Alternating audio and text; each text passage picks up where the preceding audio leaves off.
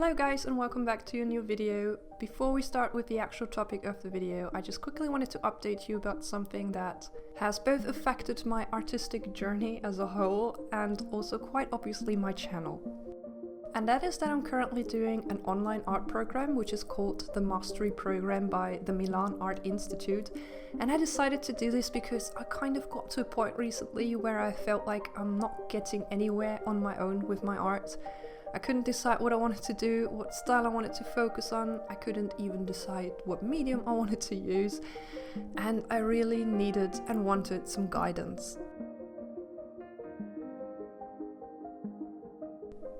I did do a lot of experimenting in the last couple of months, and that was when all of these more or less experimental paintings came to life.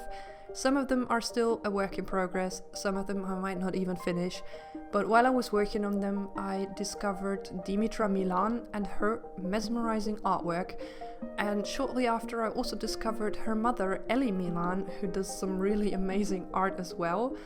And of course I had to do some research about them, and while I was doing this I found out that they have an art school which offers online painting and drawing courses.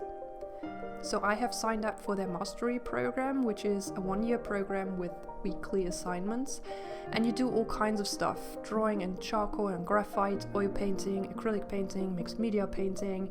You will learn about the basics like perspective or color theory, you will learn about workflow or how to discover your own style, and then there will also be marketing and branding lessons and stuff like that. So it's really the whole package, but I don't want to go into too much detail. If you want to know more about the program, I will leave a link in the description box and you can check it out if you want. So what you're gonna see in today's video is the oil painting assignment for the first week of this program, and this was called Subtractive Glaze painting. Now if you have no idea what that is, you are not alone. I had never heard of this technique before I took this lesson. So basically you start your painting by applying a dark neutral glaze. In this case I used Van Dyck brown, but you can also use a mix of burnt sienna and black. You have to dilute the paint with paint thinner or a medium, and I found it quite difficult to get the consistency right, and I think it is a little bit too fluid here and therefore not dark enough. I did another smaller painting using the same technique, and I think the first layer turned out a lot better on that one, but I will show you that in a second. So once the canvas is covered with this thin layer of dark paint, you can start taking away the paint again with different tools to kind of carve out your underpainting. So no sketching beforehand, no tracing, no grids, nothing, and that was extremely difficult. If you know me and my process a little bit, you might know that I like to make my life easy and trace the outlines most of the time. And yeah, that was an absolute no-no here, so that was totally out of my comfort zone. To make it a little bit easier for me, I marked the middle of my canvas, and I also drew some lines dividing both the length and the width of the canvas in halves. And that helped a lot to find the right position of things. You can use all kinds of tools to subtract the paint. I used a silicone brush here to sketch out all the main parts, and then I used Q-tips and makeup sponges and brushes or rags depending on the size of the area that I needed to take the paint away from, and also depending on how crisp or blurred I wanted these lines to be.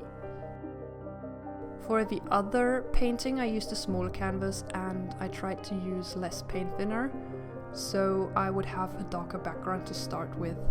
I think the value range is a lot better on that one, but here I made the mistake to use cotton balls to wipe away some of the paint in the background, and I ended up with a lot of fluff everywhere, which I then had to try and remove with my tweezers, and yeah, it was a mess. So I can't recommend that. Better use a cloth or an old t-shirt or something if you want to work on larger areas.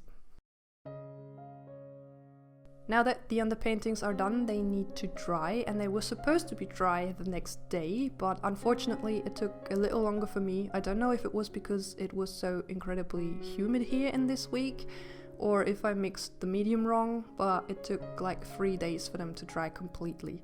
Anyway, once the painting was dry, we had to apply a glaze of our main colors on top of that monochromatic underpainting. and we had to do that in a certain order. We were only allowed to use cool, transparent colors for the background and only warm, transparent colors for the foreground.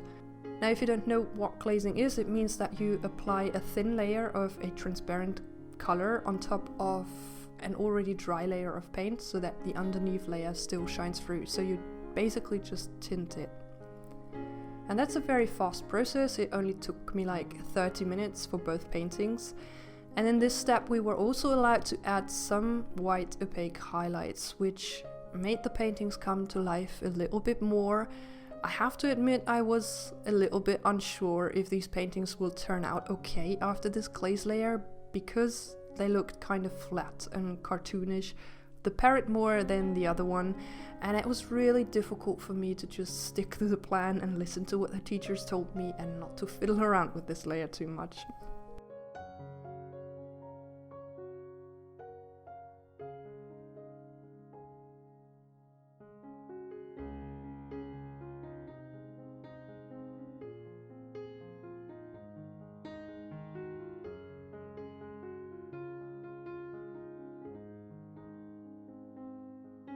It was really only during this last layer when I started to feel a little bit more confident about the paintings and where the things were going, and that last layer was the opaque layer. Again, we were supposed to focus on warm and cool colors and where to put them, but we were not supposed to cover the whole transparent layer with opaque paint, but to let some of the transparent areas shine through. And that again was completely against the way I used to paint until now, so it was difficult for me to not cover the whole thing in opaque paint. I think in that case I was more successful on the parrot, not so much on the other bird, because I didn't like the colors of that one after the glaze layer. So I basically covered like 80% of this transparent layer. I also tried to stay more loose with my brush strokes and more intentional, I think you could say. Maybe you can see that I don't blend the colors a lot. Instead, I used a dry brushing technique, if you can call it that. I think they called it scumbling or something. Like, I loaded the dry brush with opaque paint and then only lightly touched the surface of the canvas and just drag it. And that was supposed to create a blended effect without actually blending. Not sure if I was successful. I will probably need a lot more practice to get a better feeling for this, but that was a really interesting technique that I am sure gonna be using in future paintings. To be honest, this whole way of painting, the subtractive underpainting, the no sketching, the specific use of warm and cool and transparent and opaque colors, the way of building up a painting as a whole instead of finishing one section at a time, and even the way I was supposed to hold my brush. This was all extremely new to me, but so eye-opening, and that was only the first lesson, and that makes me super excited for the things to come. I am not sure how much of this I will actually implement in my own artwork, or if we will learn other techniques that will suit me and my way of painting even more. We shall see. For now, I am extremely happy with these two paintings, especially with the first one. Actually, I think this was the first time I painted birds. So yeah, I stepped out of my comfort zone in so many ways and I learned a lot.